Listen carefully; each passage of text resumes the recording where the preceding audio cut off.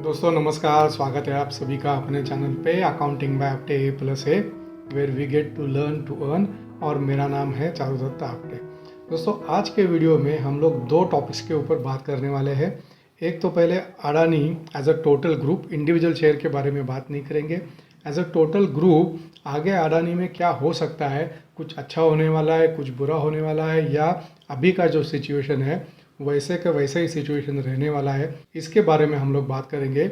और दोस्तों दूसरी जो हम लोग बात करने वाले हैं वो इन्वेस्टमेंट पैटर्न के ऊपर बात करने वाले हैं कि कौन से उम्र में कौन से टाइप की कैसी इन्वेस्टमेंट किसको किसको करनी चाहिए, कभी चालू करना चाहिए, किस में पैसा डालना चाहिए, बैंक में डालना चाहिए, इक्विटी में डालना चाहिए, ETF में डालना चाहिए, या रियल एस्टेट में डालना चाहिए, या सोने और चांदी में इन्वेस्टमेंट करना चाहिए। ये दोस्तों जो हर एक का जो पोजीशन है उसमें एज दोस्तों बहुत इंपॉर्टेंट है, उसमें इनकम दोस्तों बहुत इंपॉर्टेंट है, इनकम के सामने खर्चा कितना होता है वो इम्पॉर्टेंट है, और सेविंग कितना होता है दोस्तों, that actually decides the pattern of our investment. हम लोग कितना रिस्क ले सकते हैं, अगर कोई एसेट हमने खरीदी उसको कितने टाइम के लिए होल्ड कर सकते हैं, ये सब चीज़ें दोस्तों इन्वेस्टमेंट करने के टाइम बहुत इम्पॉर्टेंट है। और सबसे ज़्यादा और सबसे इम्पॉर्टेंट चीज़ दोस्तों, जो भी कैटेगरी में दोस्तों हम लोग इन्वेस्टमेंट करने वाले हैं वो कैटेगरी का हमको नॉलेज होना बहुत ज़रूरी है। दोस्तों उर्दू में एक अच्छा वर्ड है, खुद मुख्तार करके एक वर्ड है। इसका मतलब हमको इंडिपेंडेंट होना है, at least to a larger extent about that particular instrument, about that particular area where we want to invest. तो चलिए वीडियो को शुरू करते हैं। वीडियो को शुरू करने से पहले जैसे मैंने मेरे पिछले वीडियो में बोला था कि आप लोग मुझे जो भी कुछ क्वेश्चंस पूछोगे उसका आंसर पहले हम देंगे और उसके बाद में दोस्तों अपना जो यूजुअल वीडियो है उसको चालू करेंगे। तो आपने एक दोस्तों पुराने सब्सक्राइबर है संजय पटवर्धन साहब, उन्हीं का ये एक है क्वेश्चन कि अडानी के शेयर में कौन सा शेयर अभी अच्छा है, कौन सा शेयर स्ट्रांग है, उसके बारे में एक वीडियो बनाइए। दोस्तों अडानी का जो एज ऑफ नाउ का जो सिचुएशन है उसमें इंडिविजुअल स्टॉक में, इंडिविजुअल कंपनी में वीडियो बनाना थोड़ा डिफिकल्ट है, थोड़ा रिस्की भी हो सकता है ये इन्वेस्टमेंट, क्योंकि अडानी का अभी जो पोजीशन है उसके वजह से दोस्तों फ्रेश इन्वेस्टमेंट या कोई वीडियो बनाना या उसके ऊपर कोई राय देना, मतलब खरीदो बेचो होल्ड करो, ये राय देना भी दोस्तों रिस्की हो सकता है। और उसमें कोई भी दोस्तों 100% गलत या 100% करेक्ट भी हो सकता है। इसीलिए दोस्तों मैं इंडिविजुअल कंपनी अडानी ग्रुप के उसके ऊपर बात नहीं करूँगा, लेकिन ओवरऑल अडानी ग्रुप का आगे जाके मेरे हिसाब से क्या हो सकता है। Now Adani is only example. अभी जो अडानी का जो सिचुएशन है वो सिचुएशन में जनरली कंपनीज का और ग्रुप का क्या होता है उसके बारे में पटवर्धन साहब मैं आपको बताऊंगा। अडानी ग्रुप हम सबको मालूम है दोस्तों, ऑल ओवर इंडिया उनका इस्टेब्लिशमेंट्स है, बहुत से एम्प्लॉयज़ उनके पास काम करते हैं, रेवेन्यू अच्छा है, प्रॉफिट भी अच्छा है, सब कुछ अच्छा है। लेकिन हिंडनबर्ग का जो रिपोर्ट आया दोस्तों उसके वजह से कंपनी के शेयर के प्राइस में अभी डाउनफॉल चालू हुआ। कंपनी के शेयर के प्राइस में डाउनफॉल चालू हुआ दोस्तों, ये वरिंग फैक्टर नहीं है, ये चिंता की बात एज ऑफ नाउ नहीं है। मेरे हिसाब से चिंता की बात यह है दोस्तों कि अडानी ग्रुप बहुत बड़ा है, तो दोस्तों बड़ा ग्रुप होने के कारण उनका जो रिक्वायरमेंट है वो भी ज़्यादा है। उनका वर्किंग कैपिटल का रिक्वायरमेंट हो या ओवरऑल जो उनका पैसे का जो रिक्वायरमेंट है वो ज़्यादा होगा। सिंपल एग्जांपल बोलता हूँ, जिसका तबीयत बहुत अच्छा है, जो तगड़ा इंसान है, जो पहलवान है, उसका जो आहार होता है दोस्तों, उसकी जो खाने पीने की चीज़ें होती है, मतलब जो उसका क्वांटम होता है, वो जो नॉर्मल आदमी है अपने जैसा उससे दोस्तों कई गुना ज़्यादा होती है। उसी तरीके से दोस्तों जो बड़े कंपनीज होते हैं उनका जो रिक्वायरमेंट होता है फंड्स का, फ्री फंड्स का और ऑल्सो वर्किंग कैपिटल का, वो ज़्यादा होता है। अभी दोस्तों ये जो हिंडनबर्ग का जो रिपोर्ट आया उसके बाद में दोस्तों दो तीन चीज़ें हुई। क्रेडिट स्विस ने एक उनका नोटिफिकेशन जारी किया और जो अडानी के जो बॉन्ड्स है वो उन्होंने बोला कि this bonds now we will not accept as collateral for giving the loan to Adani group companies. ये दोस्तों बहुत रिस्की और ये बहुत डेंजरस है।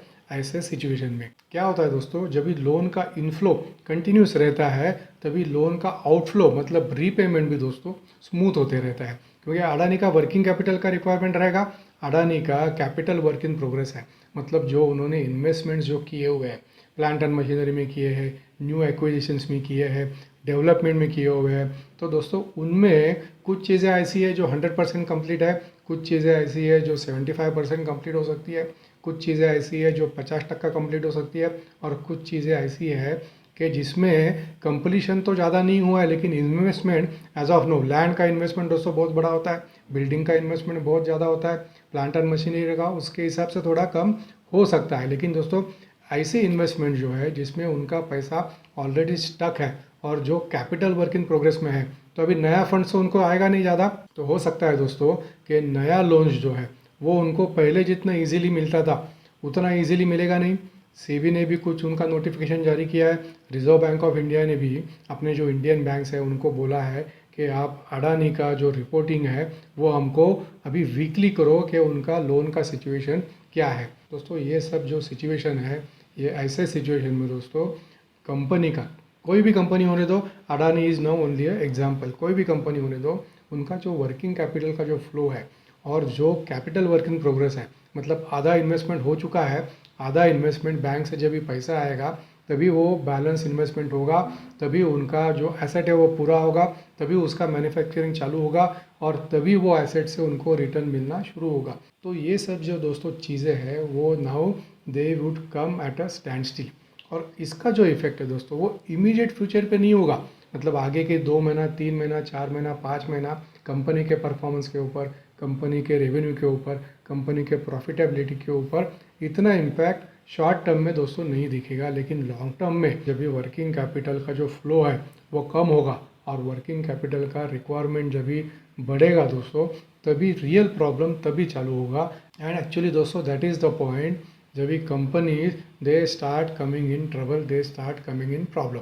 दोस्तों अपने ह्यूमन बॉडी में ब्लड सर्कुलेशन होना, स्मूथ ब्लड सर्कुलेशन होना जितना इम्पोर्टेंट है उतना ही इम्पोर्टेंट दोस्तों कंपनी के लाइफ में उनका जो वर्किंग कैपिटल है और उनका जो फंड्स अवेलेबिलिटी है वो दोस्तों उतना ही इम्पोर्टेंट है। अगर उसमें कहाँ पे अगर ब्लॉक आया, इमीडिएट इफेक्ट नहीं आएगा, साइड इफ़ेक्ट्स लेकिन दोस्तों धीरे धीरे आते रहेंगे एंड वन डे हो सकता है कि पूरा सिस्टम विल कोलैप्स। तो दोस्तों अडानी के बारे में अगर हम लोग बात करेंगे तो जो न्यूज़ आया था, जो हिंडनबर्ग ने जो रिपोर्ट दिया है वो रिपोर्ट और बाकी की चीज़ें, उसमें दोस्तों जब तक क्लैरिटी नहीं आती है तब तक दोस्तों अडानी को नया लोन मिलना, नया पैसा मिलना थोड़ा प्रॉब्लमेटिक हो सकता है। और ये जो इशू है दोस्तों वो आगे जाके बड़ा प्रॉब्लम क्रिएट कर सकता है। ऐसे सिचुएशन में कोई भी कंपनी होने दो, ऐसा सिचुएशन होगा तो आगे जाके वो कंपनी को इसमें इश्यूज एंड प्रॉब्लम्स हो सकता है। तो दोस्तों ऐसे अनसर्टन सिचुएशन में according to me as of now Adani group, Adani के सब shares it is in avoid category list. लेकिन दोस्तों एज ऑफ नो का जो सिचुएशन है और कंटिन्यूसली फॉर लास्ट 10-15 डेज जो अडानी के शेयर का जो ट्रैजेक्टरी है दोस्तों जो नीचे नीचे जा रहा है, according to me that trend will continue for some more time till the time there is no clarity and till the time there is no transparency in the current issues of Adani.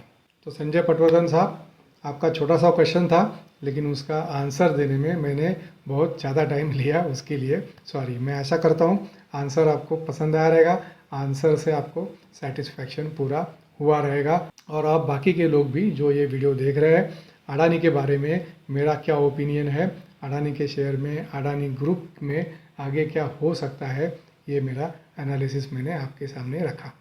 अभी दोस्तों आते हैं अपने आज के topic की तरफ, investment. दोस्तों इन्वेस्टमेंट अपने लाइफ में बहुत ज़रूरी है। जैसा रोज़ का खाना पीना अपना ज़रूरी है दोस्तों, वैसे ही इन्वेस्टमेंट हर किसी के लाइफ में ज़रूरी है। हर किसी को दोस्तों इन्वेस्टमेंट करना ही चाहिए। इन्वेस्टमेंट की शुरुआत दोस्तों कब करनी चाहिए? इन्वेस्टमेंट की दोस्तों शुरुआत अभी से, नाउ, या मैं तो बोलूँगा कल से ही करनी चाहिए थी। तो इन्वेस्टमेंट हर एक के लाइफ में बहुत ज़रूरी है और करनी ही चाहिए। लेकिन दोस्तों कहाँ पे इन्वेस्ट करना है, कितना इन्वेस्ट करना है और कैसे इन्वेस्ट करना है, ये समझना भी बहुत ज़रूरी है। तो दोस्तों हम लोग इन्वेस्टमेंट कहाँ कहाँ कर सकते हैं? इन्वेस्टमेंट बैंक में कर सकते हैं, इन्वेस्टमेंट म्यूचुअल फंड में कर सकते हैं, इन्वेस्टमेंट पोस्ट ऑफिस में कर सकते हैं, इन्वेस्टमेंट गवर्नमेंट के बॉन्ड में कर सकते हैं, इन्वेस्टमेंट जो प्राइवेट कंपनीज़ है HDFC, Bajaj finance, Shriram finance, उनके जो FDs है उसमें इन्वेस्टमेंट कर सकते हैं। And last but not the least दोस्तों, इक्विटी मार्केट में भी डायरेक्ट इन्वेस्टमेंट कर सकते हैं। लेकिन दोस्तों कहाँ पे, कितना, कब और कैसे इन्वेस्टमेंट करना है, ये हर एक इंडिविजुअल टू इंडिविजुअल, आदमी टू आदमी इन्वेस्टर टू इन्वेस्टर दोस्तों डिफ़र करेगा, क्योंकि हर एक का सिचुएशन, हर एक का फिनंशियल पोजीशन, हर एक का एज, हर एक का इनकम लेवल, हर एक का खर्चा, हर एक का सेविंग, हर एक की रिस्पॉन्सिबिलिटी और हर एक की रिस्क टेकिंग लायबिलिटी दोस्तों अलग अलग होती है। तो ये दोस्तों जो अलग अलग है, ये जो डाइवर्सिफिकेशन है, इसके वजह से दोस्तों हर एक का जो इन्वेस्टमेंट का डिसीजन है वो इंडिविजुअल टू इंडिविजुअल डिफ़र करेगा। यहाँ पे एक ही यार्डस्टिक, मतलब सबको एक ही रंग में हम लोग देख नहीं सकते हैं। हर एक का प्रायोरिटी अलग है, हर एक का गोल अलग है। तो इसमें दोस्तों हर एक को अपना अलग अलग पाथ चुनना पड़ेगा। और इसीलिए मैंने स्टार्टिंग में बोला कि इन्वेस्टमेंट ये जो टॉपिक है उसमें हर एक को खुद मुख्तार बनना पड़ेगा, हर एक को इंडिपेंडेंट बनना पड़ेगा, हर एक को नॉलेजेबल बनना पड़ेगा। तभी दोस्तों हम अपने लिए राइट चॉइस और राइट वे इन्वेस्टमेंट का क्या है वो हम लोग चुन सकते हैं, वो हम लोग डिसाइड कर सकते हैं। तो इसमें दोस्तों 5-6 पॉइंट है और हर एक पॉइंट के ऊपर हम लोग 3 से 4 मिनट बात करेंगे और ये टॉपिक को हम लोग कंक्लूड करेंगे। सबसे इम्पॉर्टेंट चीज़ है दोस्तों की एज। दोस्तों मेरे एक वीडियो में मैंने एग्जांपल लिया था अपने सचिन तेंदुलकर का, कि सचिन तेंदुलकर ने अर्ली एज में दोस्तों क्रिकेट खेलना चालू किया। That is why he could score 100 centuries in all his international matches. Tendulkar ने दोस्तों 17 साल की उम्र में क्रिकेट खेलना चालू किया, इसीलिए उसके पास वक्त और उसके पास टाइम ज़्यादा था टू स्कोर 100 सेंचुरीज। लेकिन अगर वो 20 के बाद आता था, लेकिन अगर वो 25 के बाद आता था, तेंदुलकर का फॉर्म तो ऐसा ही था, तेंदुलकर ही रहने वाला था, लेकिन पॉसिबल है दोस्तों कि फिर वो 100 सेंचुरी स्कोर नहीं कर सकता था, क्योंकि उसका स्टार्ट थोड़ा सा डिले हुआ। इन्वेस्टमेंट का भी दोस्तों ऐसा ही है।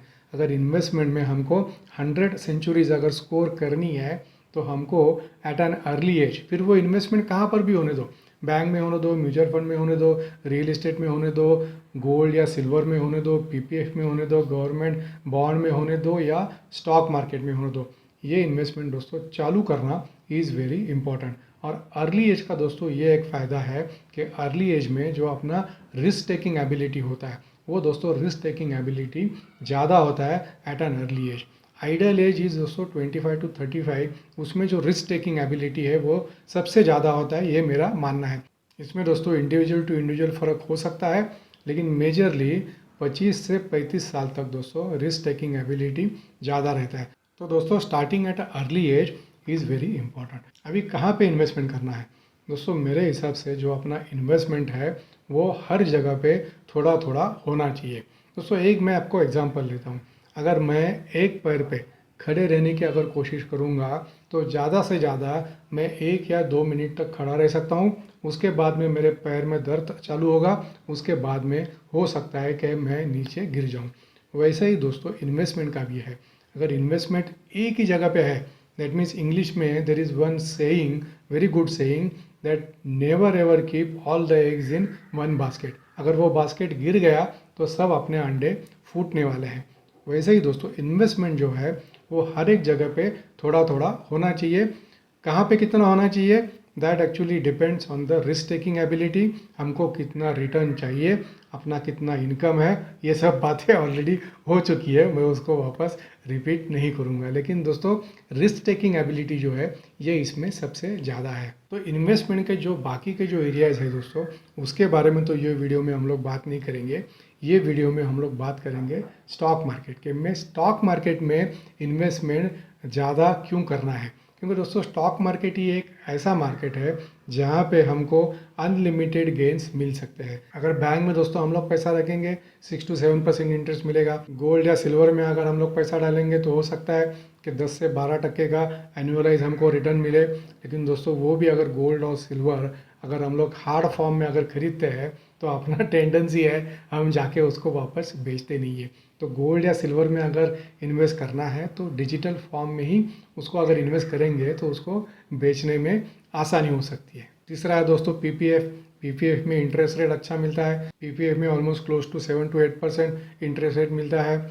जो सीनियर सिटीजन्स अभी है उनके लिए दोस्तों अभी बजट में गवर्नमेंट ने चेंज किया है। उनका जो 5 साल का जो इन्वेस्टमेंट का प्लान है, जो पहले 15 लाख था वो अभी 30 लाख हो गया है। क्वार्टरली इंटरेस्ट उनको उसमें मिल सकता है। अगर किसी के पास अच्छा पैसा है, कॉर्पस लिक्विड कैश अवेलेबल है, 30 लाख रुपया उसमें डालो, क्वार्टरली 60,000 रुपया आपको मिलेगा, लेकिन उस पर आपका टैक्स भी कटेगा। तो तो ये सब दोस्तों इन्वेस्टमेंट के एवेन्यूज़ है अपार्ट फ्रॉम शेयर मार्केट। तो अभी आते हैं दोस्तों शेयर मार्केट के ऊपर कि शेयर मार्केट में ही इन्वेस्ट क्यों करना है और जितना ज़्यादा हो सके, जितना पॉसिबल है उतना शेयर मार्केट में इन्वेस्ट क्यों करना है। दोस्तों अपना जो इन्वेस्टमेंट है वो अगर बैंक में रखेंगे तो बैंक के ऊपर से उसका हमको इंटरेस्ट मिलेगा। Interest is the only return, लेकिन उसमें कैपिटल एप्रिसिएशन नहीं होगा। मतलब अगर हमने 5 लाख रुपया अगर समझो बैंक में रखा है, या समझो 30 लाख रुपया किसी सीनियर सिटीजन ने 5 साल के लिए गवर्नमेंट के पास दिया at a interest rate of 8%, तो 5 साल के बाद दोस्तों उसको 30 लाख के सामने 30 लाख ही मिलने वाला है। बीच में उसको इंटरेस्ट मिलेगा वो बात अलग है, लेकिन जो कैपिटल है दोस्तों उसका एप्रिसिएशन बैंक में अगर पैसा रखेंगे, एफडी में अगर पैसा रखेंगे उसमें नहीं मिलेगा। लेकिन दोस्तों म्यूचुअल फंड में अगर पैसा रखेंगे या शेयर मार्केट में अगर पैसा डालेंगे तो कैपिटल एप्रिसिएशन दोस्तों उसमें सबसे ज़्यादा होता है। इंटरेस्ट के जगह दोस्तों उसमें डिविडेंड भी मिलेगा, क्योंकि बहुत से कंपनीज ऐसे हैं जिनका डिविडेंड यील्ड जो है वो 5% से 10% के आसपास है। तो अगर ऐसे शेयर हम लोग चुनेंगे तो दोस्तों जो बैंक से जो इंटरेस्ट मिलता है उसके जगह पे हमको कंपनी से डिविडेंड मिलेगा, अपना कैश फ्लो बना रहेगा और दोस्तों कैपिटल एप्रिसिएशन भी अच्छा होगा।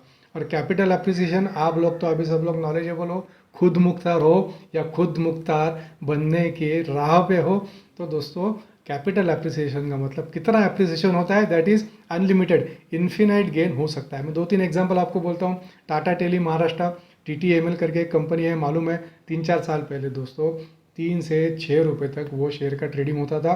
वो शेयर 250 रुपये तक चला गया था, अभी 50-55 के आसपास है, लेकिन 250 रुपये तक चला गया था।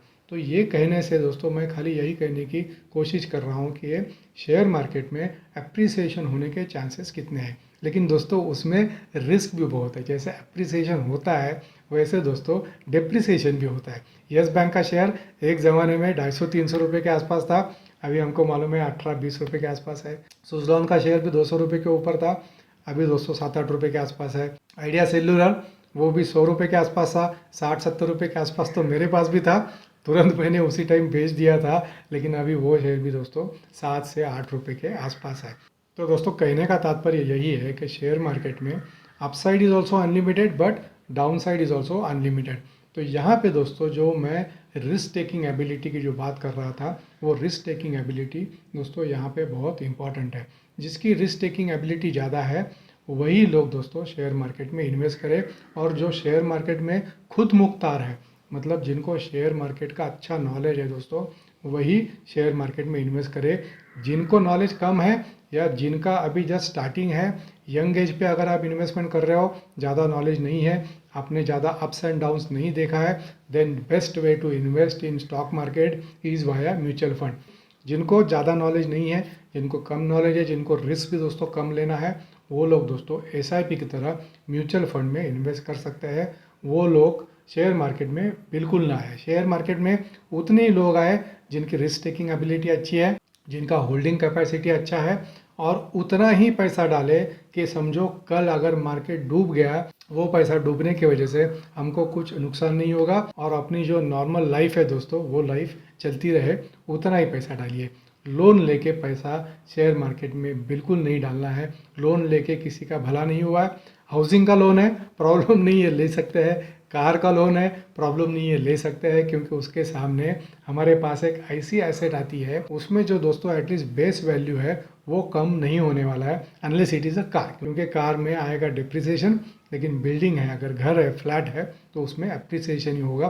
तो उसमें दोस्तों लोन लेके वो एसेट खरीद सकते हैं, लेकिन लोन लेके म्यूचुअल फंड हो या स्टॉक मार्केट में बिल्कुल काम नहीं करना है। अभी दोस्तों तीसरे पॉइंट की तरफ आते हैं कि कहाँ पे इन्वेस्ट करना है। इसमें दोस्तों सिर्फ क्वालिटी स्टॉक ही चुनना है। बहुत से टिप्स आपके पास आते रहेंगे, श्योर शॉट है, किसी XYZ ने इसमें स्टेक खरीदा है, किसी ABCD ने इसमें स्टेक खरीदा है। दोस्तों ये ऐसे न्यूज़ सुन के एक नए पैसे का शेयर नहीं खरीदना है, हमको खुद मुख्तार बनना है। अच्छे क्वालिटी की जो शेयर्स है वही शेयर्स दोस्तों खरीदने हैं। गवर्नमेंट के बहुत से अच्छे शेयर्स हैं, टाटा ग्रुप के बहुत से अच्छे शेयर्स हैं, IT कंपनीज़ में हमारे पास बहुत से अच्छे अच्छे कंपनीज़ हैं। तो ये जो कंपनीज़ है दोस्तों, ऐसे ही शेयर्स में इन्वेस्ट करना है कि जहाँ पे दोस्तों अगर मार्केट नीचे भी जाएगा, नो डाउट अगर मार्केट नीचे जाएगा सब शेयर्स नीचे जाएंगे, मेरा इन्वेस्टमेंट भी नीचे है। लेकिन दोस्तों ये गारंटी होना चाहिए कि जब भी मार्केट सुधरेगा, जब भी मार्केट इम्प्रूव होगा, तो उसमें जो दोस्तों अच्छे क्वालिटी के शेयर्स है वो सबसे ज़्यादा और सबसे पहले दोस्तों रिकवर होते हैं than the bad quality stocks. तो दोस्तों ऐसे ही शेयर्स में इन्वेस्ट करना है जो क्वालिटी शेयर्स हो, जो फंडामेंटली स्ट्रांग हो, जो कंपनीज मार्केट लीडर हो, और last but not the least जिनका डिविडेंड यील्ड दोस्तों 6%, 5 to 6% उससे ज़्यादा हो, ऐसे ही कंपनी में इन्वेस्ट करना है। और दोस्तों किसी ने भी बोला ये शेयर खरीदो, टू दैट मैटर मैंने भी बोला ये शेयर खरीदो, किसी के ऊपर भी शेयर मार्केट में ज़्यादा भरोसा नहीं करना है। थोड़ा बहुत कर सकते हैं लेकिन ज़्यादा भरोसा नहीं करना है। अपना खुद का नॉलेज दोस्तों बढ़ना चाहिए। जब तक अपना खुद का नॉलेज नहीं बढ़ेगा तब तक शेयर मार्केट में दोस्तों फ़ायदा होने के चांसेस कम है। एक दो स्क्रिप्ट में फ़ायदा हो सकता है, लेकिन लॉन्ग रन में अगर शेयर मार्केट से पैसा कमाना है तो अपना नॉलेज बढ़ाना है। कल दोस्तों मैंने एक रील बनाया था, मैं एक टीवी पे इंटरव्यू दोस्तों देख रहा था, उसमें एक बहुत अच्छी बात मैंने सुनी। वो बात यह है दोस्तों कि सरस्वती को अगर हम लोग संभाल के रखेंगे तो लक्ष्मी अपने पास ऑटोमेटिक आएगी, और अपने पास आने के बाद दोस्तों बनी रहेगी, बढ़ती ही रहेगी। लेकिन उसके लिए दोस्तों सरस्वती अपने पास होनी चाहिए। अभी सरस्वती मतलब हम सभी को मालूम है, Saraswati is a goddess of knowledge. Saraswati जो अपनी बुद्धि है, जो अपना नॉलेज है दोस्तों, उसकी देवता है। तो सरस्वती की पूजा कीजिए। इसका मतलब दोस्तों जो नॉलेज है वो नॉलेज पहले गेन कीजिए। नॉलेज गेन होने के पहले दोस्तों शेयर मार्केट में इन्वेस्ट बिल्कुल नहीं करना है, कि ऐसा नहीं है, इन्वेस्टमेंट कर सकते हैं, लेकिन वो इन्वेस्टमेंट दोस्तों बहुत लिमिटेड लेवल पे कीजिएगा, उतनी ही लेवल पे कीजिएगा कि जितनी हम अफोर्ड कर सकें। और वो इन्वेस्टमेंट करने के पीछे भी पर्पज़ होना चाहिए कि हमको इन्वेस्टमेंट कैसे करना है इक्विटी मार्केट में। मार्केट ऊपर जाता है तो अपना शेयर अगर बढ़ा तो क्यों बढ़ा, और अगर नीचे गया तो क्यों नीचे गया, इसकी जानकारी होनी चाहिए। तो अगर दोस्तों नॉलेज कम है, थोड़ा सा पैसा डालिए, स्टार्ट कीजिए, और साइड बाय साइड दोस्तों अपना जो पोर्टफोलियो है उसमें पोर्टफोलियो कैसे बढ़ता है, पोर्टफोलियो कैसे नीचे आता है, कौन से न्यूज़ का क्या इफ़ेक्ट आता है, ये सब चीज़ें दोस्तों सीखने जैसी है। ये सब चीज़ें धीरे धीरे अपने छोटे से पोर्टफोलियो में से भी हम लोग सीख सकते हैं।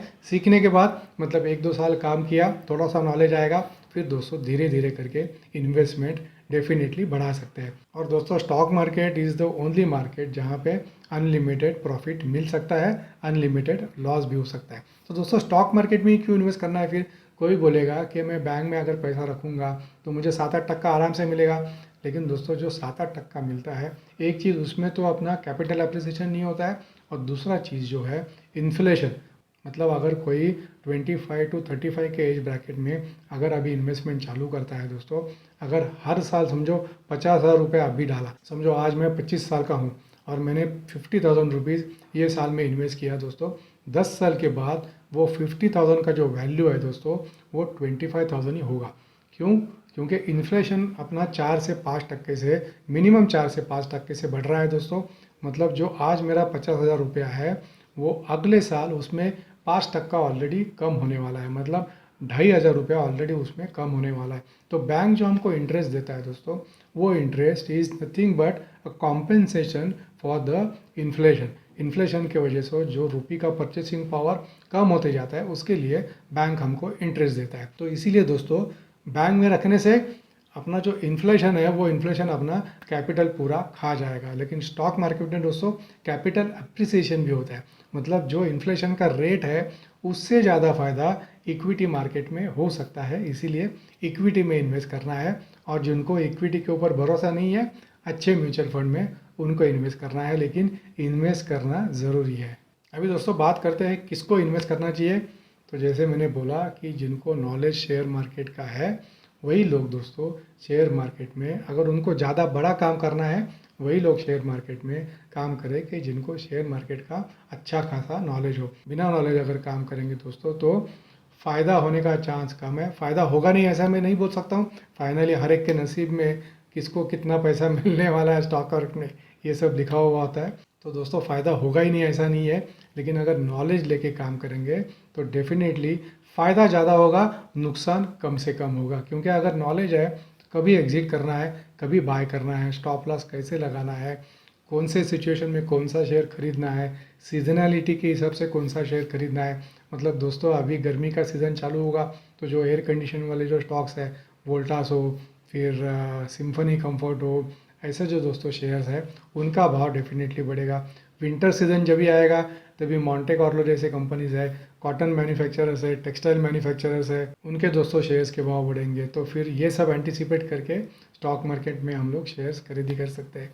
इंटरनेशनल क्रूड ऑयल मार्केट में समझो क्रूड का भाव नीचे चला गया तो जो क्रूड के जो मैन्युफैक्चरर है, फॉर एग्जांपल ONGC, उसका भाव हो सकता है नीचे जाए। लेकिन दोस्तों भाव नीचे आने से जो सिर्फ मार्केटिंग करते हैं, मतलब BPCL हो, हिंदुस्तान पेट्रोलियम हो, इंडियन ऑयल कॉरपोरेशन हो, ये जो कंपनीज है हो सकता है उनको फ़ायदा होगा। तो दोस्तों ये सब जो सीजनलिटी है ये भी स्टॉक मार्केट में दोस्तों सीखने जैसी चीज़ है, और ये स्टॉक प्राइस के ऊपर इसका इफेक्ट पॉजिटिव और नेगेटिव दोनों आता है। लेकिन ये समझने के लिए दोस्तों इक्विटी मार्केट मतलब क्या, फिर अपना ग्लोबल सिचुएशन का हालत क्या है, इन्फ्लेशन कैसा है, बैंकिंग सिस्टम कैसा है, कौन से प्रोडक्ट के लिए मार्केट अच्छा है, कौन से प्रोडक्ट के लिए मार्केट ठीक नहीं है, इसका सब नॉलेज होना दोस्तों बहुत ज़रूरी है। तो टू सम अप दोस्तों, खुद मुख्तार बनना इज़ वेरी इम्पॉर्टेंट। अगर हम खुद मुख्तार है डेफिनेटली स्टॉक मार्केट में इन्वेस्ट करने में हर्ज नहीं है। And last but not the least दोस्तों, स्टॉक मार्केट में स्टॉप लॉस लगाना बहुत ज़रूरी है। अगर बिना स्टॉप लॉस लगा के काम करेंगे तो 100 का 10 रुपया कभी होगा मालूम नहीं पड़ेगा। तो अपना जितना सस्टेनिंग पावर है, मतलब मैं ये स्क्रिप्ट में 5 या 10% इसके नीचे लॉस नहीं बेयर करने वाला हूँ, उसमें दोस्तों स्टॉप लॉस लगा के ही काम करना है। और एक चीज़ दोस्तों, अपना जो पोर्टफोलियो है, अगर आप इन्वेस्टर हो तो प्रॉब्लम नहीं है, लेकिन आप में से अगर कोई ट्रेडर है मेरे जैसा समझो, तो दोस्तों इंडिविजुअल शेयर में कितना प्रॉफिट है और इंडिविजुअल शेयर में कितना लॉस है ये कभी नहीं देखना है। समझो ट्रेडिंग के लिए 5 कंपनीज के शेयर अपने पास है तो ओवरऑल वो 5 कंपनी एज अ टोटल उसका परफॉर्मेंस क्या है, कौन से शेयर में कितना लॉस है, कौन से शेयर में कितना प्रॉफिट है, ये नहीं देखना है। ओवरऑल 5 शेयर में मेरा पोजीशन क्या है वो देखना है। एंड देन अकॉर्डिंगली दोस्तों 5 शेयर को होल्ड करना है या एग्जिट करना है, उसका डिसीजन अकॉर्डिंगली लेना है। तो दोस्तों चलिए, ज्ञान की बातें बहुत हो गई, ऑलरेडी 25-30 मिनट का अपना वीडियो हो गया।